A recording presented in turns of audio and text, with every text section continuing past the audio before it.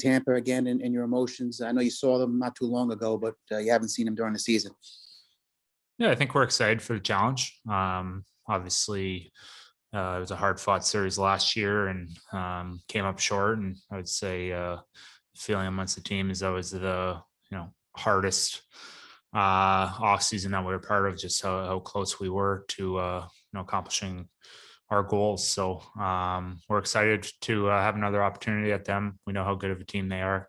They're defending champs, and to get where you want to go, you got to go through them. So should be a fun series, and we're looking forward to it. Arthur Stable, The Athletic. Matt, have you guys come to relish the role as kind of underdogs who tend to frustrate some teams that maybe have, I don't know, higher expectations? It just seems like these last couple of years, you've never really been a favorite in some of these playoff series, and it hasn't really bothered you guys much. Yeah, we just don't really think about it. I mean, you guys, pick your winners and decide who's the underdog and whatnot. We believe we're a good team. We expected to be here. We knew it wasn't going to be easy against a really good Pittsburgh team and a really good Boston team, but we coming into the season, we expected to be here. So we're proud and happy with what we've accomplished to this point, but the job's still not done. And we have our sights set on, going all the way. Molly Walker, near post. Matt, thinking back to that series with the Lightning last season in the bubble, what do you remember the most about their play or the circumstances of the series? What sticks out immediately? Well, they're a high-powered offensive team. Got a really good goaltender in Vasilevsky, and arguably, the best defenseman in the league in Hedman. So they're a deep team. I think they skate well. They got a lot of guys that can finish a deadly power play. But that's not really any different than a team like Boston or a team like Pittsburgh. All teams have good players in this league. But like I said, they're the defending champs. They're still playing very well, and they pretty well have the same team they did last year. So like I said, we got to go through them to get to where we want to go, and we'll focus on that and get off to a good start on Sunday. Go ahead, Molly. And Nick, how would you personally evaluate your own play through the postseason so far? I think like any playoffs, it's been some ups and downs. But at the end of the day, you do whatever you can to help the team win. And I think it's kind of a cliche, but it is true. And you really do whatever you can to help the team win, and that's the number one goal. Andrew Gross, music. Hey Nick, in trying to defend against the lineup like Tampa has, is it really just about time and space, or do you have to, really consider some other things to try and slow them down? I think it's time and space, closing on them quick, getting in their way whenever you can, and just taking the body on them whenever you can, whenever you get a chance, and trying to slow them down. Just they have to use more energy to get going again. I think that's the biggest thing. And then also, like you said, just taking away their time and space. They got some amazing players over there. They're going to get chances, but just trying to limit those as much as possible. Go ahead, Andrew. And Matt, just following on that, the Islanders' physicality was a real, tipping point against the Bruins. It seemed like in grinding them down. Just how more crucial does that become? Trying to grind the Lightning down and wear them down over the course of the series. Yeah, I think that's always a point of emphasis, especially if our team, the way we're built. When we're at our best, we're playing physical. We're in your face. We're getting pucks in and trying to wear you down over the course of the game and capitalize on your mistakes. So as much as it's the focus to be physical on whoever we're playing, it's just kind of our identity as a group and where we're the most successful. So, we got 4 good lines, 6 good D, and 2 really good goaltenders. So we're going to need everybody to beat beat this team we got coming. And like I said, it starts on Sunday, and setting a physical tone and being hard on them right from the get-go is going to be important. Neil, best music.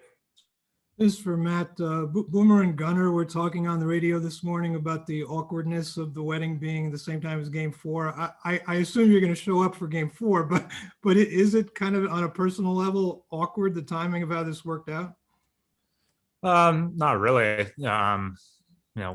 When they set the date, we kind of always knew that this was, I guess we were kind of always hoping that this would be the problem.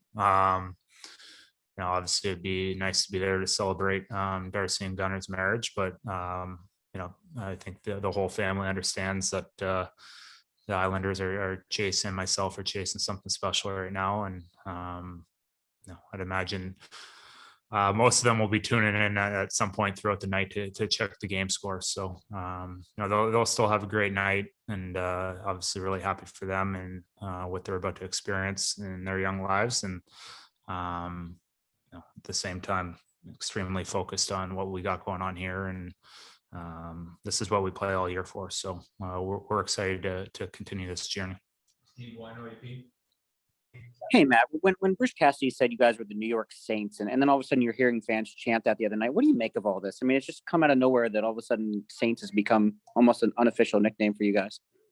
Yeah, I think fans and social media run with a lot of things these days. So it is what it is. I obviously heard the chants the other night pretty well. Anytime we got a penalty, that's what fans do. They enjoy it. They make they make this stuff entertaining. But for us, it's not something that we're focused on. We're the New York Islanders, and we're just going to continue to play the way we play, and focus on the task at hand. Alan Creighton, New York Times. This one's from Matt. Matt, emotionally, how special is this run for you, having played in every Islander playoff game since 2013 and closing the Coliseum again? And how much of a fan favorite you are? How much does this run mean to you yourself? Yeah, it's been special. I think last year's was really special as well. Obviously in a totally different environment, but just the amount of time you spend with the same group of guys over the course of a 2.5 month period. I think as tight of a group as we were before, we're an even tighter group now. And then to get fans back in the building, to be able to experience kind of a similar run, I guess, with our families and friends in attendance, and playing in the barn and hearing this place rock has made it that much more special. So I actually said in an interview yesterday, there's not many things that really give me the chills anymore. And, being in the league now 10, 12 years, but the national anthem the other night really sends those chills down your spine. And that this building and our fans never really cease to amaze us. So I'm excited for how loud they're going to be again here in the conference finals. Ken Campbell. Matt, just wanted to go back to when you got repatriated to the organization 3 years ago. It was a very different landscape. Obviously John had just left for free agency, seemed to be a bit of uncertainty. And now you guys are where you are. When you reflect on sort of how far this organization has come in the last couple of years, how exciting is it to be a part of this and to be a part of the future that this organization has?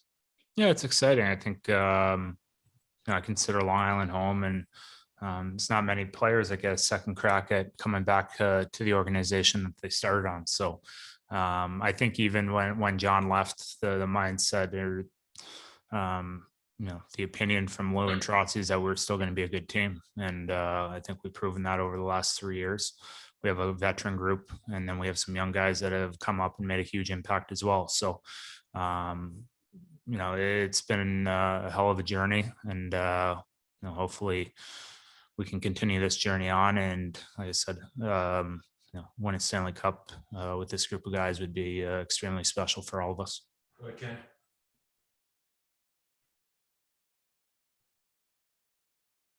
Nick, you've been around for quite a while too, for probably 7 or 8 years now, and gone through a lot of interesting times with this organization, I guess you could say. When you compare, the two eras that you've sort of spanned in this time, what in your mind is the biggest difference between, what you guys are able to do now and before? Well, I think you look at our team now in the last couple of years, I think we really know our identity and when we're at our best. I think, like Marty said, we have a lot of core guys that have been around for a long time. You don't see that too often on a ton of teams. And I just think with the identity of that and how close we are as a team, it's easy to put your body on the line for any one of these guys. And I think I can say that for everyone on the team as well. Last question here, Peter Schwartz, New York Sports Day.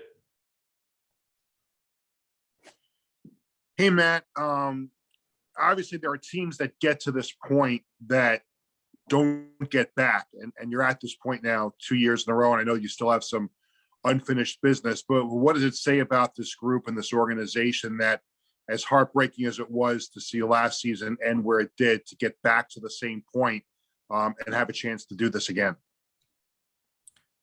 I just think that we have a really good team, and whether we get the credit for that or not, we believe we have a good team and that we're well coached and that we go out there every night and put our best foot forward. And we believe in the way we play and the way it makes us successful. So I think we can win in a lot of different ways. I think we have guys that can put the puck in the back of the net. I think we can lock it down defensively.